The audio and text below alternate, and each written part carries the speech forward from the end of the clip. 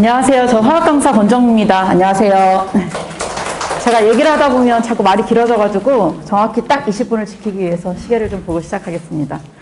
자, 이제 화학은 사실 아이들이 너무 어려워해가지고 지금 아마 고2 어머님들도 오셨을 거고 고1 어머님들 오셨을 텐데 고2 어머님들 같은 경우는 이제 아이가 1단원 내신을 한번 해봤잖아요. 그래서 화학의 지금 전반적인 그 상황이 1단원 내신 대비를 하고서 화학은 도저히 못하겠다 해서 이미 포기한 학생들, 거기를 넘어섰으면 이제 화학을 이제 어려운 건 넘어선 거거든요. 그래서 화학을 쭉 할 학생들 딱 두 가지 부류로 나눠져요. 그래서 이제 고1 학생들 같은 경우는 이제 내가 어렸을 때부터 화학은 사실 선행을 많이 하잖아요. 그러니까 선행을 많이 했으니까 이 화학을 어떻게든 끌고 가고 싶다. 그러면 이제 어디를 초점을 가지고 공부를 해야 되는지, 자, 그거를 이제 꼭 이제 명심하셔야 되고, 고2 어머님들 같은 경우는 우리 아이가 화학을 사실 이제 수능에서 만약에 배제했고, 내신도 이제 할까 말까 고민 중이다. 그럼 이제 화학을 사실 이제 그만둔 거죠.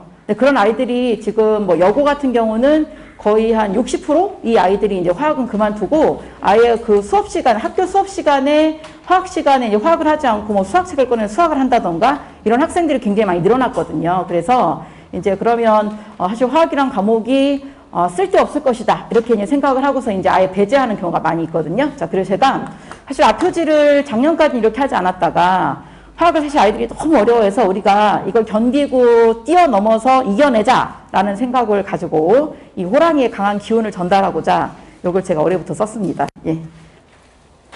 자, 그러면 제가 이제 사실 오늘 20분 동안 할 얘기는 제가 이제 제가 수업을 어떻게 한다 이런 설명까지 다 들어가면 사실 너무 이제 길어지고 그래서 그냥 화학의 전반적인 내용만 설명을 드리고 제가 이제 나갈게요. 자, 일단 화학은 난이도를 좀 보시면 자, 우리 아이가 화학을 공부하려고 여기 서 있다. 이제 생각을 해볼게요. 그러면 이제 화학이 어려운 이유는 1단원이 난이도가 이렇게 높아요. 그 2단원이 난이도가 뚝 떨어지고 3단원은 더 떨어지거든요. 그래서 3단원 같은 경우는 그냥 화학을 하나도 모르는 중학교 1학년 학생이 오늘 와서 내신 수업이나 수능 수업을 들어도 이해가 될 정도예요.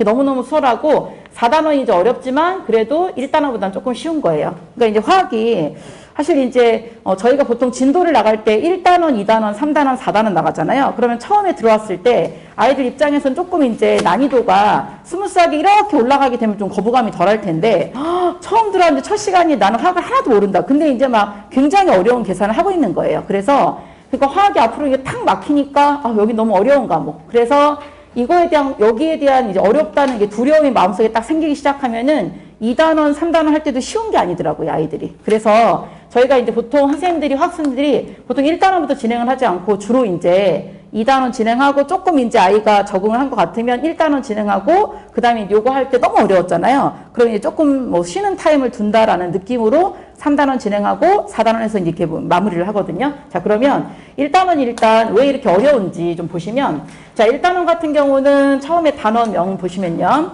자, 화학의 유용성 같은 경우는 그냥 사회적인 내용이에요. 요거는 일단 내신에서는 많이 나오는 학교는 5문제까지 나오고 근데 그런 학교는 시험 문제가 아니라 쉬운 편인 거예요. 왜냐하면 이제 계산보다는 그게 많이 나오니까요. 근데 보통 웬만한 학교들은 한 문제나 두 문제 출제가 되고요. 근데 수능에서는 딱 1번 문제로 출제가 돼요. 1번 문제라는 의미는 그냥 눈으로 봐도 풀리는 문제. 그러니까 여기는 사실 문제가 안 돼서 제가 이제 선행을 할 땐 여기는 수업을 진행을 하지 않고요. 자, 그 다음에 몰과 화학식량과 화학반응식과 농도 있잖아요.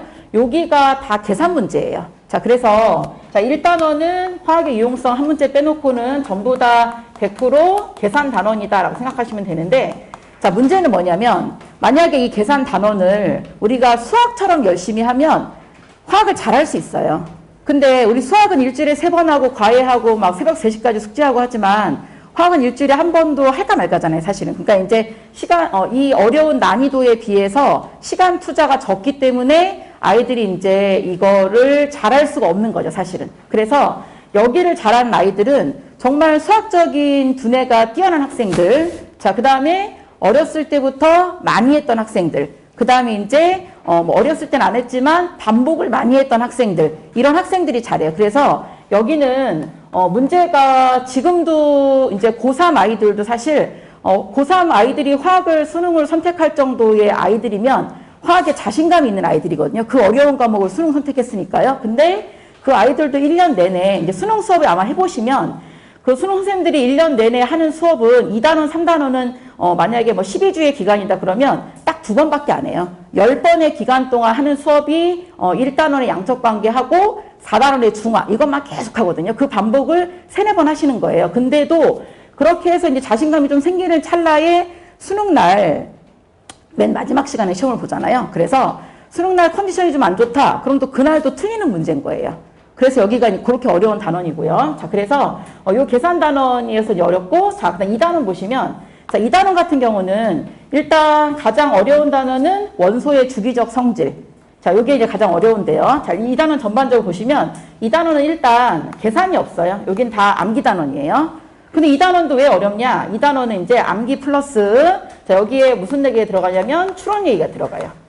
자, 일단 아마 개념으로 한번 내가 화학 1을 했다. 이제 그런 어머님들께서는 이제 아이하고 이제 대화를 하다 보면, 아, 2단원은 암기라서 쉬워요. 이런 얘기를 많이 할 거예요. 근데 문제가 뭐냐면, 그렇게 개념을 할 때는 이게 쉬웠으나, 내신에 들어와서 실제로 성적을 내려고 문제를 풀어보면, 생각보다 문제가 어렵다. 이 얘기를 많이 하거든요. 이제 그 이유가 뭐냐면, 자, 주기적 성질에는 총 5가지의 성질이 있어요. 그러니까 5가지를 단편적으로 하나하나 배울 때는 내용이 사실은 너무 쉬워요.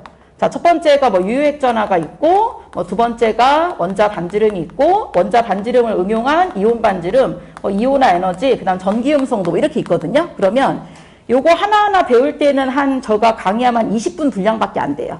근데 문제가 뭐냐면, 유효액 전하, 주기율표가 이렇게 있으면, 유효액 전하의 주기성, 그다음 원자 반지름의 뭐 주기성, 뭐 이온 반지름의 주기성, 이온화 에너지 주기성 이렇게 화살표가 있거든요. 그러면 하나하나 배우면 어렵지 않지만 이제 문제의 패턴이 어떠냐? 원소 A, B, C, D 4가지가 있는데 자, 여기서 유효액 첫 번째 조건, 뭐 유효액 전하는 A, B, C, D의 순서다.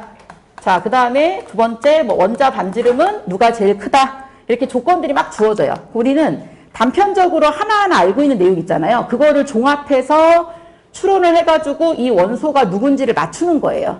그러니까 마치 이제 이렇게 조각조각 쪼개져 있던 이론을 짜맞춰가지고 이제 퍼즐 맞추지 맞춰가지고 원소가 누군지를 맞추는 거거든요. 이거를 아이들이 상당히 어려워해요. 근데 수능 문제는 다 이런 식으로 출제가 되고 내신 문제는 이제 어려운 고난도 문제 있잖아요. 학교에서 어려운 고난도 문제가 문제가 1단원이 좀 쉬워서 1등급 인원이 많을 것 같다. 그러니까 너무 이제 등급이 분별이 안 될 것 같다. 그러면 2단원 어렵게 내잖아요. 그러면 이런 고난도 문제를 6, 7문제 내는 거예요. 그러면 이제 이런 데서 많이 틀릴 수가 있는 거죠. 그래서 요거를 2단원을 되게 쉽다고 했는데 우리 아이는 왜 이렇게 시험을 못 봤을까? 그러면 이제 그 아이는 추론에 대한 공부를 조금 덜 하게 된 거죠. 자, 그리고 그 추론 문제 여기 2단원을 생각하시면 되고요. 자, 그다음 3단원을 보시면 3단원은 다른 단원이랑 비교해서 볼게요. 다른 단원은 소단원이 자, 4개랑 5개밖에 안 되잖아요. 실질적으로 아이가 엉덩이를 붙이고 앉아서 이론 공부를 하는 것은 굉장히 양이 적어요. 근데 3단원은 내용은 쉽지만, 요 단원, 소단원 7개잖아요. 내용이 굉장히 많아요. 그런데 3단원 아까 말씀드린 것처럼 중학교 1학년 아이가 화학을 처음 하는 아이가 와서 내신 공부를 해도 만점 맞을 수 있는 그런 단원. 그래서 3단원 같은 경우는 굉장히 쉬운 단원이죠. 그래서 여기는 이제 자, 여기는 추론도 없어요, 사실. 그래서 암기만 잘하면 되는 단원이에요. 근데 우리 아이가 3단원을 쉽게 느꼈다. 그럼 다른 아이도 다 쉽게 느끼는 거예요. 그래서 학교에서 시험을 봐도 문제는 이제 선생님들이 아무리 어렵게 출제를 해도 내용 자체가 워낙 쉽기 때문에 성실하게 암기만 잘하면 100점이 너무 많은 단원이거든요. 그래서 작년에 세화고 같은 경우는 100점이 60명에서 70명이 나왔어요. 그러니까 이제 1등급 인원이 12명밖에 안 되는데 70명 나왔으면 이제 큰일 난 거죠. 그래서 학교에서 이제 4단원 시험을 굉장히 어렵게 출제를 했어요. 자, 근데 4단원을 보시면 자, 4단원 같은 경우는 이제 난이도가 1단원보다 조금 쉽거든요. 이제 그 이유가 뭐냐? 여기는 동작 평형부터 3년기 반응까지는 그냥 암기예요. 여기서 유일하게 계산 단원은 여기 있는 중화 반응 있잖아요. 요 4단원. 요거 하나밖에 없는 거예요. 그러니까 1단원은 모든 소단원이 유용성 빼고 다 계산이면 여기 계산이 하나밖에 없죠. 그러니까 아이들이 이제 여기는 이제 공부를 할 때 암기랑 계산이 적절히 섞여 있으니까 의외로 아이들이 생각보다 4단원 쉽네요. 이런 얘기를 많이 해요. 근데 그게 개념할 때는 어렵게 느껴지지만 이제 내신을 해서 직접 점수를 내야 되는 공부를 할 때는 이게 쉬운 편에 속하는 거죠. 아이들 입장에서는요. 자, 근데, 이거를 우리가 수능으로 생각하면 3단원은 1번부터 주로 10번까지의 문제로 많이 출제가 돼요. 자, 여기 보시면. 자, 일단 수능에서는 1번부터 10번까지의 문제는 그냥 시험지를 딱 놓고서 눈으로 보잖아요. 그 눈으로 다 풀려요. 그래서 굉장히 이제 쉬운 문제들, 눈으로 풀리는 쉬운 문제들이에요.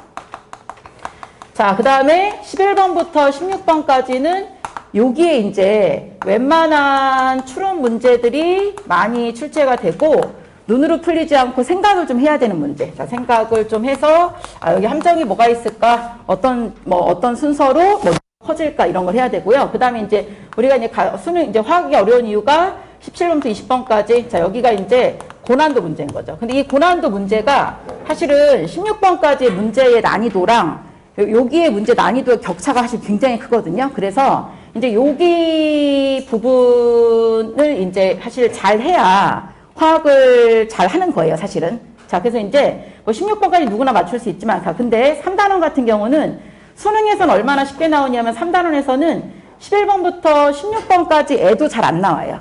그러니까 다 1번에서 10번까지의 문제로 출제가 되고, 그러니까 저게 너무 쉬우니까 저걸로 해서는 이제 아이들을 변별을 할 수가 없는 거예요. 그래서 어떤 식으로 보통 하냐면 혹시 11번에 16번 요 사이에 나왔다. 그러면 그 한 문제가 통으로 나오진 않고 그냥 기억, 니은, 디귿 2단원 문제의 그 메인 그 껍데기에 기억, 니은, 디귿에 이제 하나가 낑겨 들어가는 수준, 이제 그 정도밖에 안 나오는 거죠. 자, 그러면 자, 수능은 이제 그런데 문제는 수능은 이제 전국 아이들을 대상으로 해서 이게 줄서기를 하는 거잖아요. 근데 우리는 이제 같은 경우는 우리 아이들 데리고 줄서기를 하니까 아이들이 이제 공부를 잘 하니까 여기가 굉장히 쉬운 거죠. 그래서 3단원이 쉽게 나오면 4단원은 또 이제 그렇게 어렵게 나와요. 수능에서는 3단원 여기까지 나오고 여기까지 나오고요. 4단원의 문제가 11에서 16번에 주로 나오고 중화반응 딱 하나만 이제 고난도로 나오는 거예요. 보통 17, 18, 19, 20번에서 나오는 이제 그 20번 문제. 자, 20번 문제는 주로 1단원에 있는 양적 관계가 나와요. 그러니까 요 17에서 20번에 요것도 17번에 나오는 고난도는 조금 쉬운 고난도예요. 그나마. 그러니까 17, 18, 19, 20에서 20번 나오는 게 그렇게 어렵거든요. 근데 20번의 문제가 자, 19번은 이제 뭐가 나오냐? 중화가 나오는데 자, 요게 이제 순서가 이제 엎치락 뒤치락 하는 거예요. 그러니까 중화하고 양적만 사실 잘 하면 요것만 잘하면 이제 화학은 그냥 끝난 거예요. 끝난 거. 그래서 이제 요거에 사실 이제 우리가 이 아이들이 지금 뭐 2학년인데 내가 화학을 뭐 포기하지 않고 지금 하고 있다. 그러면 양적 관계 요 한 파트랑요. 요 한 파트는 사실 1단원의 그 4에 있는 내용이잖아요. 자, 그거 하나랑 그다음에 여기 4단원에 있는 중화 반응 하나. 요 두 개만 이제 실패하지 않고 끊임없이 반복하면 이제 화학에서는 성공할 수 있는 거죠. 자, 그다음에 그럼 이제 다 내신으로 잘 돌아갈게요. 자, 내신으로 돌아가면 자, 3단원이 굉장히 수월하게 대부분 다 나와요. 보통 이제 요걸 3단원 내신을 해보면 2학기 때 100점이 아마 한 20명 이상씩은 나오거든요. 근데 우리 지금 2학년 어머니들 아시겠지만 그 1등급의 인원이 2명부터 거의 12명 요 사이에 다 있거든요. 그러니까 2명인 학교는 사실 답도 없는 거예요. 그런 학교들은. 그러니까 3등 하면 2등급이잖아요. 뭐 한 10등 하면 뭐 3등급이에요. 자, 그러니까 자, 근데 3단원에서 암기해서 이제 여기가 만약에 20명씩 만약에 100점이 나왔다. 여기서 변별을 줘야 되니까 요때 4단원 문제는 사실은 수능보다 내신이 더 어려워요. 왜냐면 너무 이제 애들을 막 점수를 이제 깎아야 되니까요. 그래서 제가 아까 세하고 말씀드렸지만 한 70명이 100점을 맞으니까 4단원에서 이제 어떤 무리수를 주셨냐면 보통은 뭐 중화반응 문제가 여기가 어렵잖아요. 그러니까 다른 데는 아무리 어렵게 내려고 해도 어려움의 한계가 있어요. 그러니까 아이들이 다 맞는 거죠. 그래서 중화반응 문제를 무려 27문제 내신 문제 중에서 17문제를 출제를 하셨어요. 그러니까 그렇게 해서 이제 변별을 두는 거죠. 그래서 이제 아이들이 뭐 시간 내에 문제 풀지도 못하고 그날 아예 학교가 발칵 뒤집혔거든요, 아이들이. 자기는 이제 27문제에서 이제 남학생들은 특히 이제 화학을 좋아하잖아요. 계산이 많으니까. 그래서 좋아하는데 이제 자신있게 이제 수험을 딱 보러 들어갔는데 27문제 한 20번 풀고 있으니까 50분 땡 이제 종이 친 거예요. 그러니까 애들이 이제 막 난리가 났죠. 남학생들조차도 막 울고 불고 하는 아이들, 여학생들의 그 모습을 제가 그날 봤거든요. 그래서 그렇게 이제 변별을 이제 많이 두는 거죠. 근데 보통 학교는 그건 너무 극단적인 경우고, 보통 학교는 3단원에서 그렇게 하면 4단원에 중화적정을 물론 문제를 많이 출제를 하고 17문제까지 오바고 한 6, 7문제 출제를 하고 나머지 문제에서 정말 내신에 나오는 조잡한 어떤 함정들 있죠. 그런 걸 사실 많이 집어넣는 거예요. 자, 그래서 자, 4단원 같은 경우는 이제 여기 단원 중에서 여기 중화적정 요거 하나만 사실 조심하면 나머지 단원 같은 경우는 어렵게 출제를 할래야 할 수 없는 그런 이제 간단한 내용들만 나오거든요. 그래서 4단원 공부하실 때는 중화적정을 중심으로 하시면 되고요. 자, 그럼 제가 이제 그 그러니까 지금 현재 고1 학생들, 자, 고1 학생들 같은 경우는 어디에 초점을 맞춰야 되냐? 우리 고1 학생들 같은 경우는 지금 이제 아직 시간이 남았잖아요. 그러니까 이 학생들 같은 경우는 자, 이번 방학이 사실 이제 모든 학원에서 아마 5주 완성으로 진행을 할 거예요.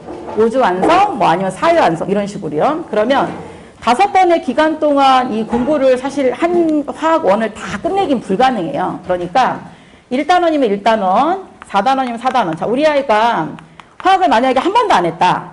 그러면 1, 4단원을 다 들으시는 게 가장 좋고, 그 다음 우리 아이가 화학을 굉장히 많이 했다.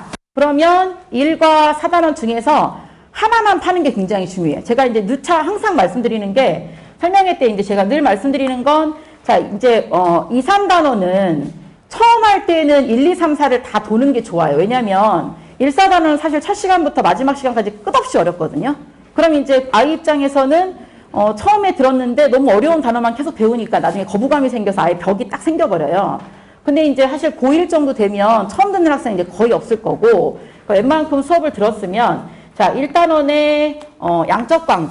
내가 이번에, 이번 여름방학에는 어떤 거대한 계획보다는 이렇게 세분화해서 1단원의 양적 관계만 엄청나게 공부해서 이거를 이번 방학에 내가 마스터를 하겠다.